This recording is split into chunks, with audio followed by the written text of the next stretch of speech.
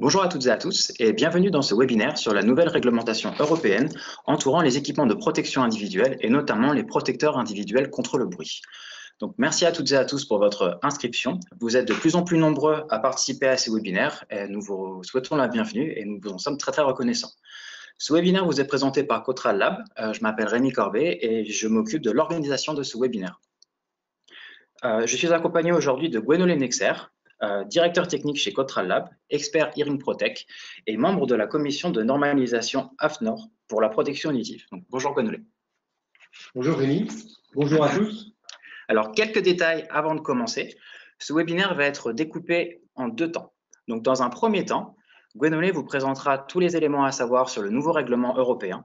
Et dans un deuxième temps, nous passerons à une session d'échange et de questions-réponses. Donc, si vous n'avez pas l'habitude d'utiliser GoToWebinar, vous avez une fenêtre de discussion qui se trouve en bas à droite sur le panneau de navigation qui vous permet de poser toutes les questions que vous voulez.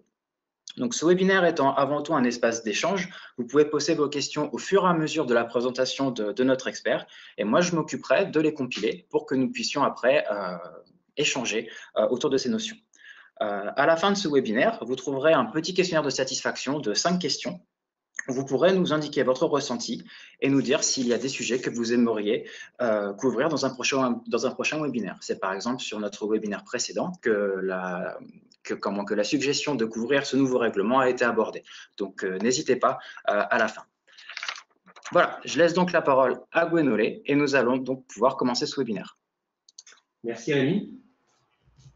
Donc le programme de ce webinaire, donc on va voir en un pourquoi ce nouveau règlement. Ensuite, on verra quels changements par rapport à ce règlement, quel calendrier de mise en place et on terminera par les autres normes pour les protections individuelles contre le bruit, donc PICB.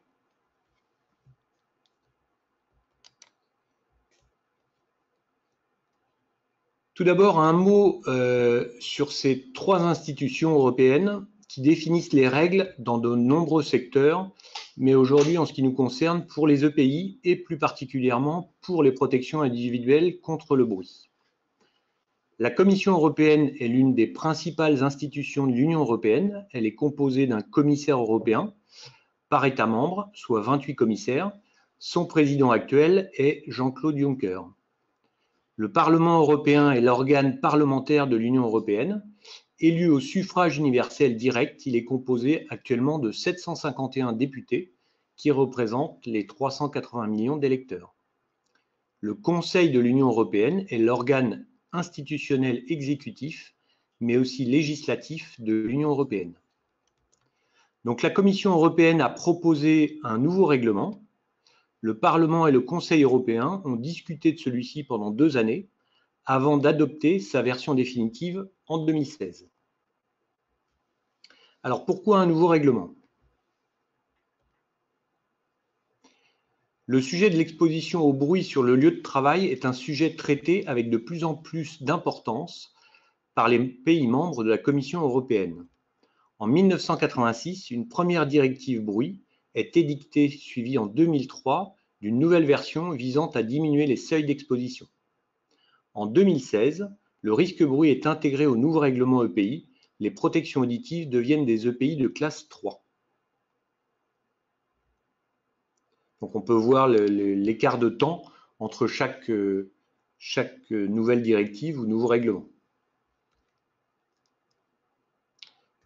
Donc le règlement EPI UE 2016-425, c'est son nom, vient abroger donc la directive EPI 89/686 CEE.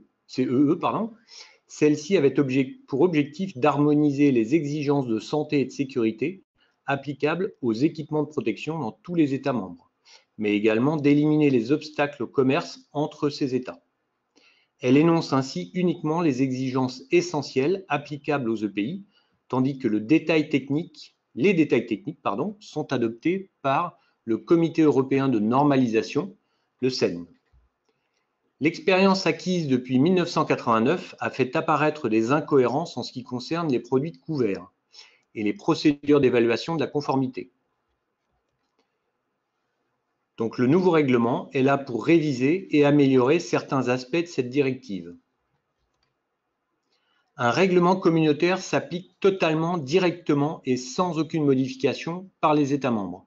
Les exigences devront être identiques dans tous les États membres. Le règlement est l'instrument juridique approprié pour imposer les règles en empêchant les États membres d'adopter des mesures divergentes. Alors qu'une directive, elle, donne des objectifs à atteindre pour les pays membres, un règlement permet, lui, de s'assurer qu'il ne sera pas modifié. Quel changement?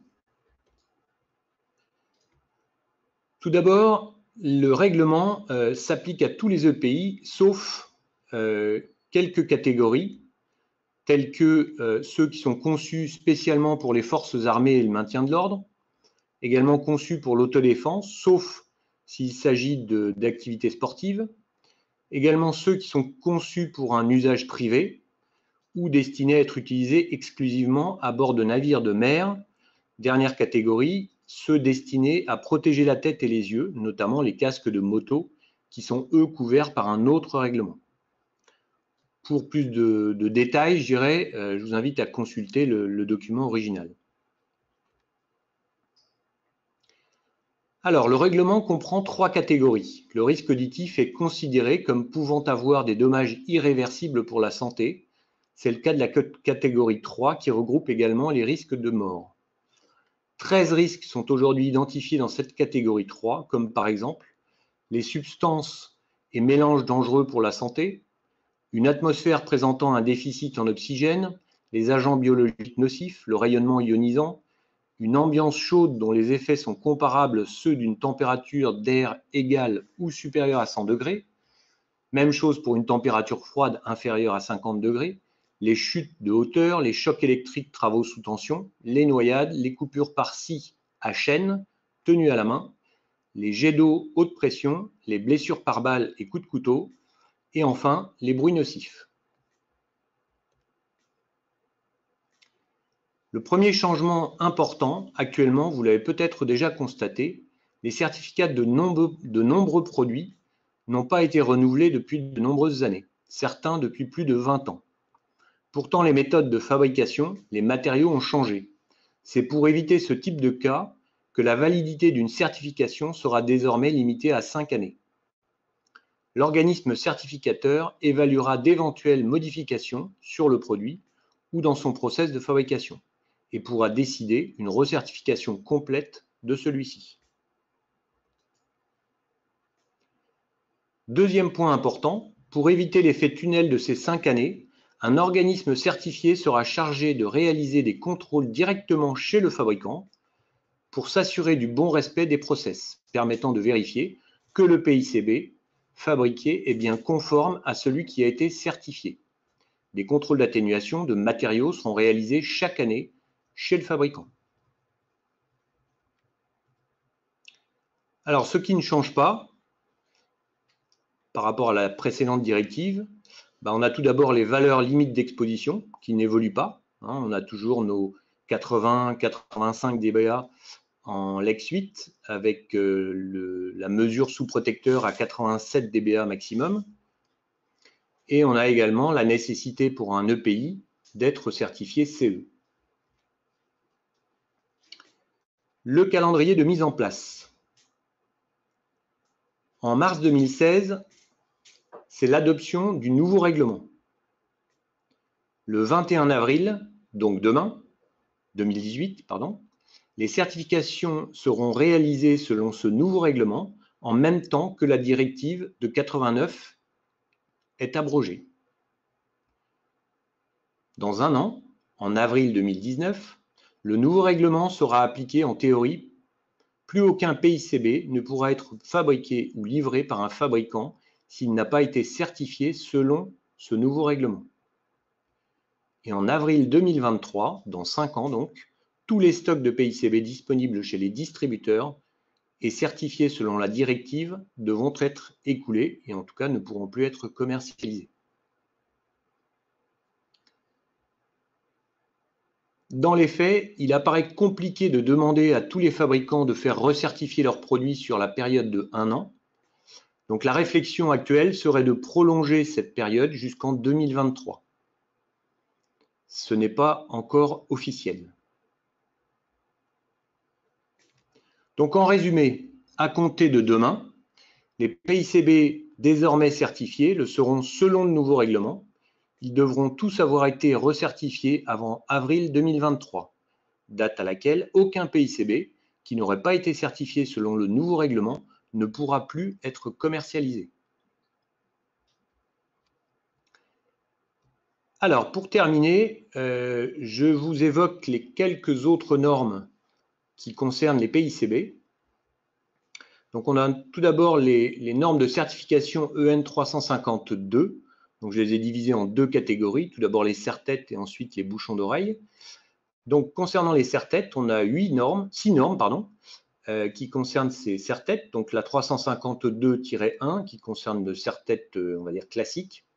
Ensuite, on a les serre-têtes montées sur un casque de sécurité industrielle, le serre-tête à atténuation dépendante du niveau, le serre-tête à atténuation active du bruit, donc qui est différent du précédent, parce que là, on envoie un bruit en opposition de phase, le serre-tête avec entrée audio-électrique, qui est en général utilisé pour la communication, et le serre-tête avec entrée audio pour le divertissement, qui là diffuse plutôt de la musique.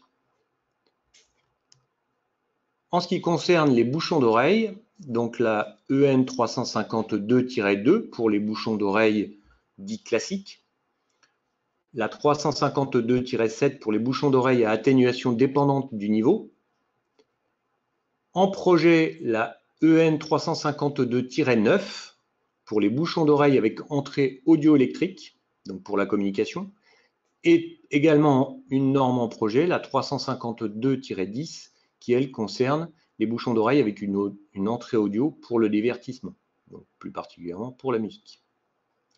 Ensuite, on a 3 méthodes d'essai qui vont permettre de certifier ces protections et qui décrivent donc les exigences pour pouvoir prétendre au label CE.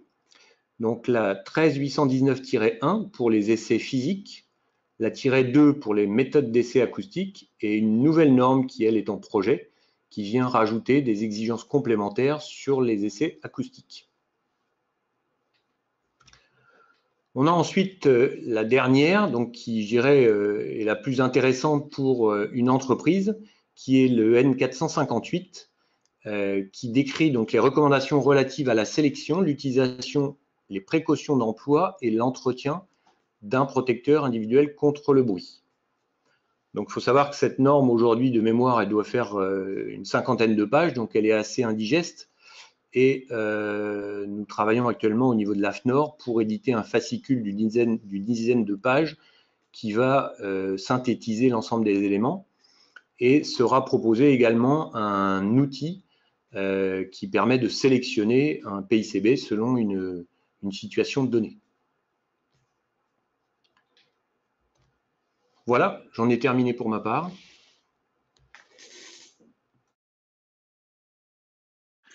Alors, merci beaucoup, Gwenolé, pour ton intervention. Donc, on va passer à la section des échanges. Donc, n'hésitez pas à poser vos questions. Moi, j'ai déjà une question, en fait, c'est si jamais je suis donc une entreprise qui est donc équipée, enfin, qui a besoin donc du coup de s'équiper de protection contre le bruit, notamment sur mesure, et que je souhaite m'équiper à partir de 2019, concrètement, à quoi est-ce que je dois faire attention ? Alors, à quoi je dois faire attention? On a vu que pour l'instant, il n'y a pas d'exigence des fabricants de disposer de nouvelles certifications par rapport à ce nouveau règlement, a priori pas avant 2023. Maintenant, je dirais que on sait, et le règlement le précise, que, en tout cas, c'est tout son objectif, de faire en sorte que demain, les certificats soient récents et correspondent réellement aux produits certifiés. Donc, je dirais que ce à quoi je pourrais faire attention en tant que préventeur, et si je souhaite équiper mes salariés, c'est d'essayer de trouver des fabricants ou en tout cas des produits qui ont une certification, un certificat relativement récent et dans l'idéal inférieur à 5 ans. Maintenant, il n'y a aucune obligation, mais disons que c'est un conseil en tout cas qui est déjà édité par le nouveau règlement. D'accord, merci. J'ai aussi une question qui est posée, qui est revenue déjà plusieurs fois, c'est justement la nouvelle catégorisation des PICB. Est-ce que ça implique une vérification annuelle? Est-ce que quand on a choisi des PICB, est-ce qu'il faut qu'on vérifie leur efficacité tous les ans? Alors, on peut entendre deux types de vérifications. Comme je vous l'ai dit, il y a des vérifications qui seront faites par un organisme certifié directement chez les fabricants tous les ans, hein, pour bien s'assurer que les produits fabriqués correspondent bien à ceux qui ont été certifiés, que le process, les matériaux utilisés sont bien les mêmes, pour s'assurer que l'affaiblissement, en tout cas l'efficacité du PICB est bien celle qui a été certifiée. Ensuite, la question peut être posée, là c'est pas précisé, mais sur un éventuel contrôle que pourraient être amenés à faire comment dirais-je, les préventeurs, en tout cas les entreprises, sur les équipements qu'elles possèdent.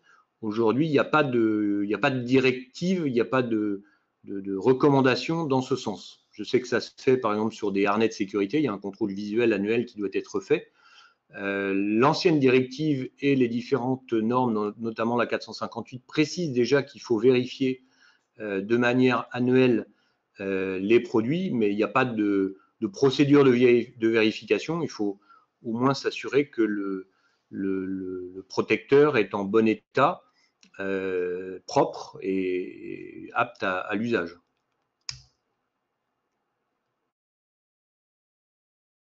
D'accord, mais du coup, oui, ça veut dire que demain, voilà, on n'aura pas besoin enfin, personne n'ira pas dans les entreprises pour faire ces contrôles-là. C'est un petit peu compliqué à mettre en place maintenant. Oui, c'est juste les fabricants hein, qui seront demain contrôlés chaque année. Mais en tout cas, les entreprises, pour l'instant, n'ont pas cette obligation. Pas que je sache en tout cas.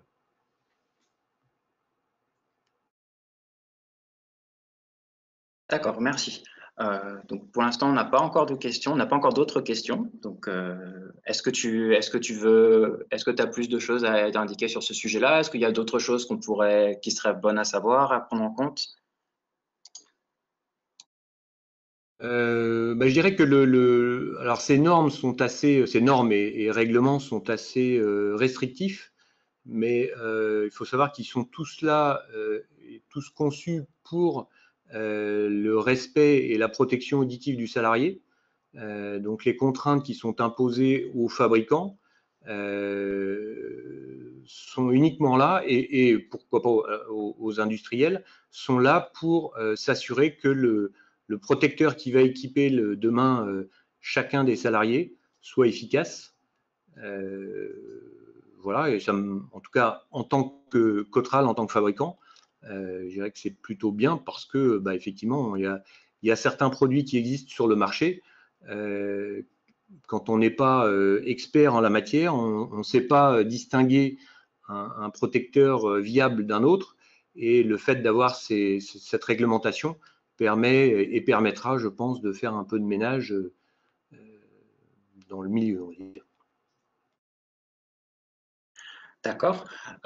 J'ai une autre question parce que on sait que la législation, notamment par rapport au contrôle, à l'heure actuelle, elle diffère d'un pays à l'autre. Et j'ai une question, est-ce qu'un jour il faudra, par exemple comme en Allemagne, vérifier l'efficacité des protecteurs? Est-ce que du coup on va dire cette mise à plat, cette mise en commun des différentes législation européenne, est-ce que ça va aller plus vers le modèle allemand ou est-ce qu'on n'a pas encore tout à fait d'informations à ce sujet-là?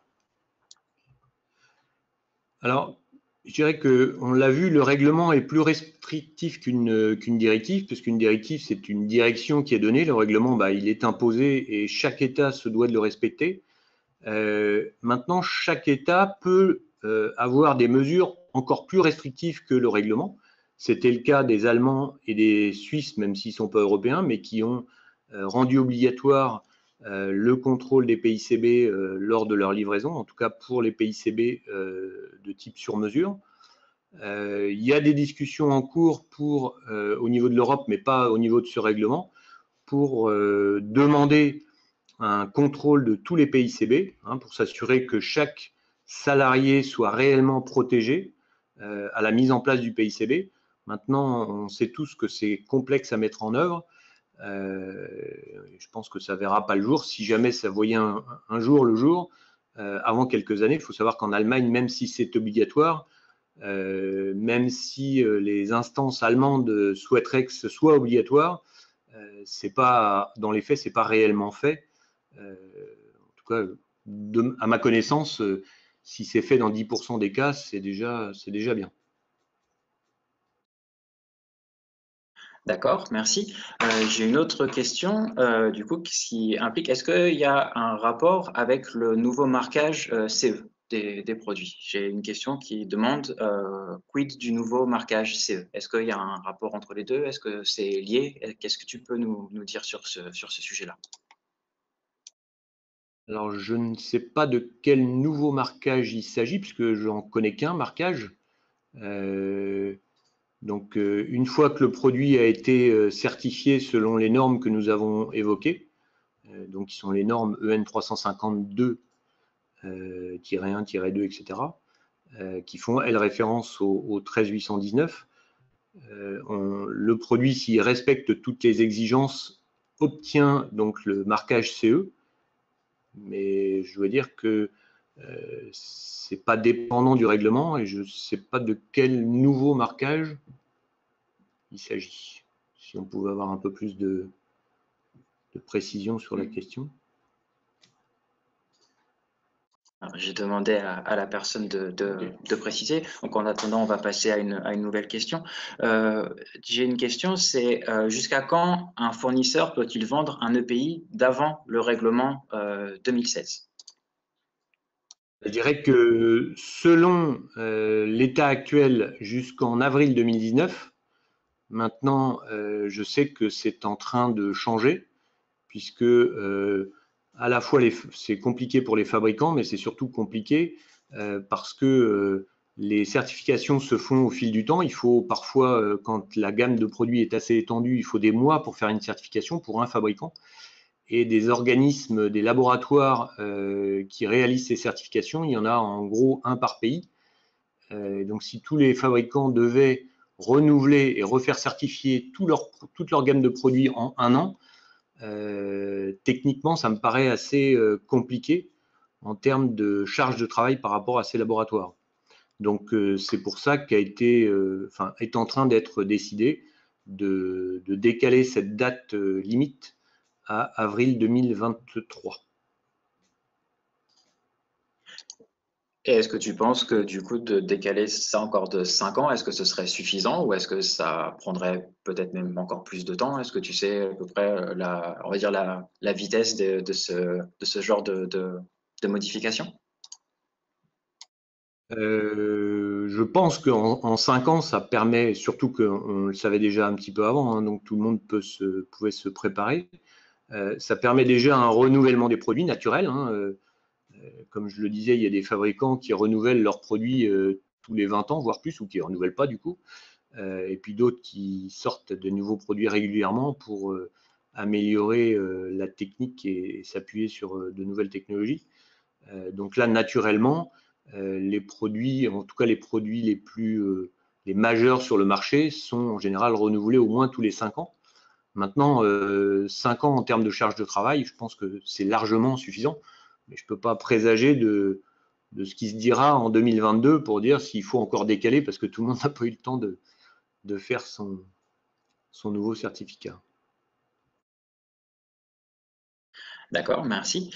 J'ai une autre question, c'est les certificats SCE, est-ce que les certificats SCE doivent être demandés aux fabricants tous les 5 ans? Est-ce que l'entreprise peut ou doit demander ces certificats CE tous les 5 ans, du coup, pour suivre ce que tu viens d'évoquer? C'est conseillé, je dirais que… alors, soit le produit qui est acquis, je l'acquiers au moment où il est certifié. Donc, au moment où je l'acquiers, il faut que je m'assure que ce produit est bien certifié. Après, si je décide de garder mon produit 10 ans et que le fabricant ne renouvelle pas son certificat parce qu'il est parti sur une autre gamme de produits, je ne peux pas exiger de lui de certifier un ancien produit.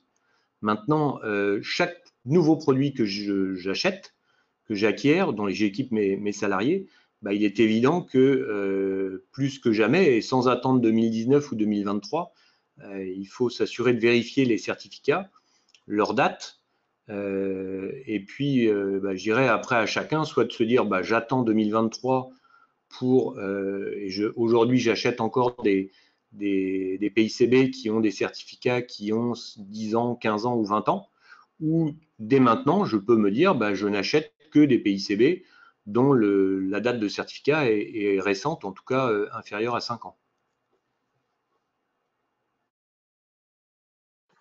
D'accord. J'ai une autre question. C'est par contre, je pense que c'est une personne qui se met, enfin, c'est un utilisateur et du coup il demande voilà si donc en gros pour un utilisateur aujourd'hui rien ne change de toute manière les protections. Enfin dire demain il ne pourra pas qu'il change ses protections, etc. Ça il n'y a pas de, y a pas et à partir de 2023 est-ce qu'il y aura des changements vraiment pour les utilisateurs des protections? Ou est-ce que c'est vraiment juste le fabricant et l'entreprise qui choisit? Est-ce que l'utilisateur peut avoir des besoins, des demandes, ou est-ce qu'il va être impacté par ce changement de règlement? Non, je pense que pour l'utilisateur, hormis le fait peut-être de disposer, si ce n'était pas le cas, de produits récents et efficaces, plus qu'avant peut-être, mais pour lui, je pense qu'il ne verra aucune différence.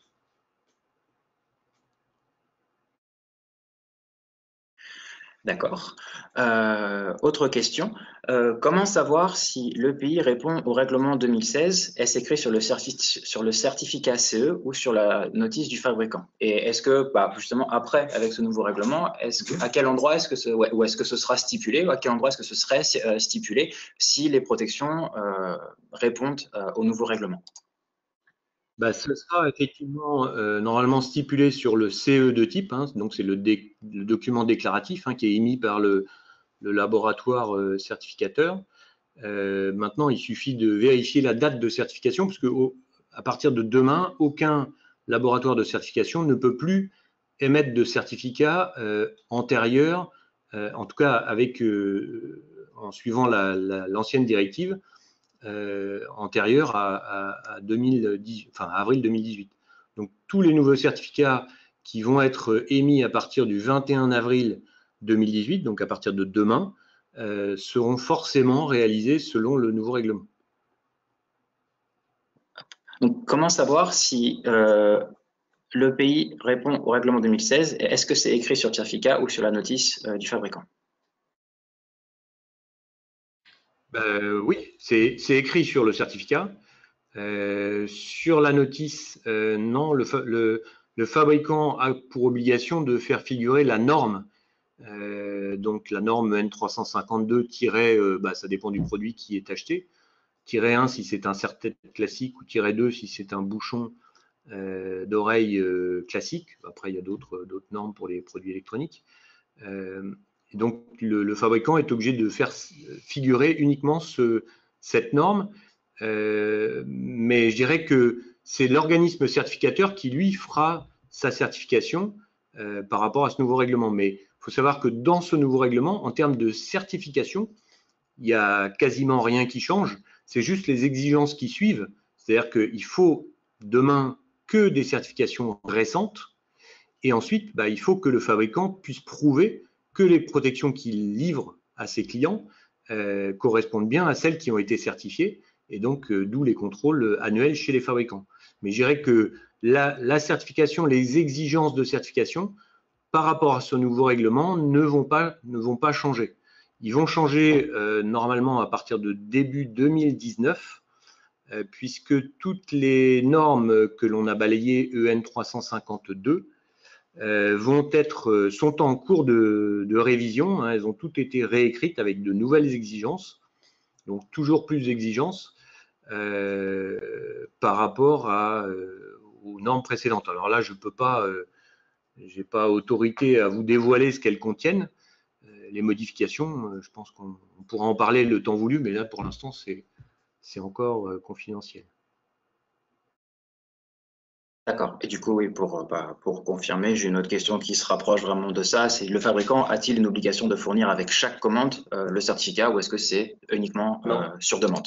c'est sur demande. Et j'invite vraiment les préventeurs à exiger à chaque fois qu'ils commandent des produits, hein, parce qu'on peut imaginer que j'achète un produit A en 2018 et puis que je commence à équiper mes salariés et que petit à petit, année après année, bah, je commande toujours ce protecteur et 5 ans, 6 ans, 7 ans, 8 ans après, je commande toujours le même protecteur sans recontrôler que le certificat a été revu. Donc c'est ça qui va devenir, je dirais, la seule tâche importante pour les utilisateurs, en tout cas les prescripteurs de protection auditive, de s'assurer à chaque achat, chaque renouvellement ou chaque nouveau déploiement de solution que le certificat a moins de 5 ans. Ok, j'ai une autre question, cette fois-ci qui parle plus, cette fois-ci d'efficacité. Comment est-ce qu'on peut connaître l'efficacité d'un protecteur? Où est-ce qu'on peut trouver les informations justement sur l'efficacité d'un protecteur? Alors sur son efficacité, là c'est un vaste débat puisque ce que l'on va pouvoir connaître et ce qui est public, ce sont ses niveaux d'affaiblissement. Donc là, un fabricant a obligation à communiquer ses niveaux d'affaiblissement, hein, ce qu'on appelle les APV avec les valeurs HML et le SNR, ainsi que les écart-types, hein, écart-types qui peuvent eux donner déjà une indication sur la fiabilité du produit, c'est-à-dire plus l'écart-type est faible, bah, plus pendant les tests, les essais de certification, les sujets étaient groupés autour d'une même valeur, donc ça peut prouver une efficacité du protecteur. Mais là, je dirais que ces données-là ne vont expliciter que l'affaiblissement qui a été mesuré pendant la certification. Il faut savoir que certains protecteurs qui peuvent être, alors je ne vais pas les citer ici, mais qui peuvent être parfois compliqués à mettre en place, lors des certifications, on vérifie que tous les sujets, les 16 sujets qui participent aux essais, les ont bien mis en place. Et du coup, on obtient une valeur d'affaiblissement qui peut être, je ne sais pas moi, disons 25 décibels, alors que dans les faits, si les utilisateurs derrière ne savent pas les mettre en place ou pas des protecteurs réellement adaptés, on a un affaiblissement qui est bien moindre. Ensuite, l'idéal, c'est quand même de tester cette efficacité, l'affaiblissement, tel que ce qu'exigent aujourd'hui les Allemands, c'est-à-dire sur le terrain, lorsqu'on équipe les salariés, de réaliser avec, alors il y a différentes méthodes hein, qui permettent ces mesures. Et l'idéal, c'est de prendre chaque salarié avec ses nouveaux protecteurs et de vérifier que il est bien protégé au moment où on va le lâcher dans la nature pendant des mois ou des années. Au niveau du règlement, est-ce que c'est un règlement qui se veut vraiment objectif ou est-ce qu'il recommande plutôt un type de pays par rapport à un autre, enfin notamment un pays CB? Est-ce que c'est vraiment, ça concerne tout type de pays ou est-ce que vraiment il y a une incitation à utiliser ou à choisir un protecteur contre le bruit plutôt qu'un autre? Alors aujourd'hui, heureusement ou malheureusement, je ne sais pas, il n'y a pas d'indication pour aller vers tel ou tel type ou telle catégorie de PICB. Hein, aujourd'hui, on peut citer 4 catégories que sont le serre-tête, un bouchon à façonner, donc les bouchons en mousse, les bouchons préformés, qu'on appelle aussi à ailette, ou les bouchons sur mesure. Il n'y a pas de recommandation. Le règlement ne parle pas du tout de ces aspects-là. Ces aspects sont évoqués dans la norme EN 458, où là, on va plus, je dirais, expliquer quelles sont les contraintes par rapport à chacun des protecteurs, ce à quoi il faut être vigilant par rapport, je dirais, à l'environnement du futur utilisateur, au port éventuel d'autres EPI, tels que des masques ou des cagoules. Voilà, il y a tout un tas de cas de figure pour lequel tel ou tel PICB va être plus adapté.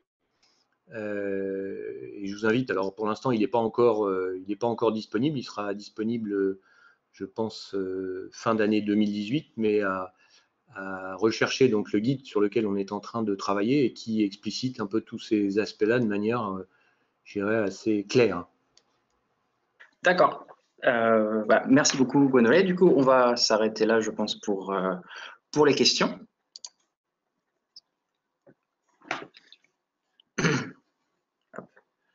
Voilà. Donc, merci à tous pour vos questions. Donc, ce webinaire est terminé. Donc, merci à Gwenolé pour ton intervention et merci encore à toutes et à tous pour votre participation. Donc, ce webinaire vous a été présenté donc par Cotral Lab. Donc, vous pouvez retrouver donc toutes les informations donc sur notre site internet, donc cotral.fr. Et nous avons également donc un blog, donc cotral.fr/blog, c'est facile, pour suivre l'actualité vraiment de la santé auditive. Et donc, nous sommes bien sûr présents donc sur les réseaux sociaux, donc que ce soit Facebook, Twitter ou LinkedIn. Vous tapez Cotral Lab France et vous devriez nous trouver, il n'y a pas de problème. Et donc, je vous invite à vous abonner à ces pages-là pour vous tenir au courant de de toutes les évolutions sur la santé auditive, que ce soit des articles en interne ou des relais d'information sur la santé auditive. Vraiment, notre objectif, c'est de sensibiliser au maximum sur les dangers du bruit au travail et pas uniquement sur nos produits. Je pense que c'est ce que ce règlement vraiment indique. C'est vraiment, je trouve aussi, c'est un changement une prise de conscience quelque part du danger du bruit au travail, puisque ça passe vraiment en danger irréversible. Donc, c'est aussi également une très bonne chose.